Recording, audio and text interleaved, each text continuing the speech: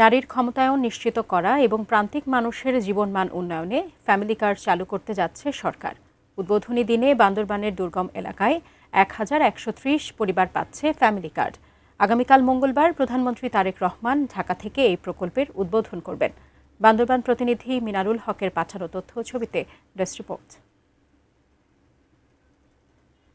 এই যে আপনারা আমার হাতে একটা ছোট্ট কার্ড দেখছেন, এই কার্ডটার নাম আমরা দিয়েছি ফ্যামিলি কার্ড। সরকারের নির্বাচনী ইশতেহারের অন্যতম প্রধান প্রতিশ্রুতি ফ্যামিলি কার্ড, তারই উদ্বোধন হতে যাচ্ছে 10ই মার্চ। পাইলট প্রকল্প হিসেবে দেশের 13টি উপজেলা এবং ঢাকাসহ মোট 14টি স্থানে চালু হবে সরকারের এই নতুন উদ্যোগ। প্রথম দিনেই বান্দরবানের লামা উপজেলার ফাঁসিয়াখালী ইউনিয়নের ১,১৩০টি পরিবার পাবে ফ্যামিলি কার্ড। এতে ব্যাপক আনন্দিত এবং আশান্বিত এলাকাবাসী। পাহাড়িরা নারীরা পিছিয়ে রয়েছে, ফ্যামিলি কার্ড পেলে আমাদের জন্য খুব ভালো হবে।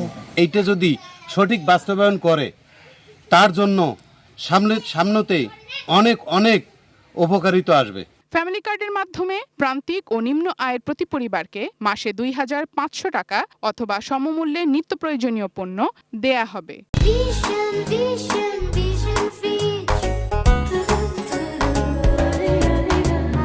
সংশ্লিষ্টরা জানান, সময়ের সাথে সাথে এই সহায়তার পরিমাণ আরও বাড়ানো হবে। তদারকি কমিটিকে সহযোগিতা করছি যাতে সুবিধা বঞ্চিত পরিবারগুলোর মধ্যে বাদ না পড়ে। প্রত্যেকটা পরিবারের কাছে গিয়ে ফর্ম ফিল আপ করার জন্য ব্যবস্থা গ্রহণ করেছে।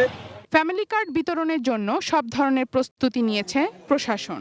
পাইলটিং পর্যায়ে সীমিত পরিসরে শুরু হলেও দ্রুতই আরও বাড়বে বলে আশা ঊর্ধ্বতন কর্মকর্তাদের। দূরবর্তী অঞ্চল, দূরবর্তী জেলা এবং এখানে বিভিন্ন প্রতিকূলতা রয়েছে, হতদরিদ্রের সংখ্যা অনেক বেশি। এই জন্য এটা ফ্যামিলি কার্ড তাদের জন্য একটা প্রশান্তির বার্তাই বলবো, মানে একটা অবলম্বন হিসেবে কাজ করবে। স্থানীয়রা মনে করছেন, দরিদ্র ও নিম্ন আয়ের পরিবারগুলোর সামাজিক সুরক্ষার পাশাপাশি দারিদ্র্য বিমোচন এবং নারীর ক্ষমতায়নে গুরুত্বপূর্ণ ভূমিকা রাখবে family card. Sharjana Ananya, desk report, ATN news.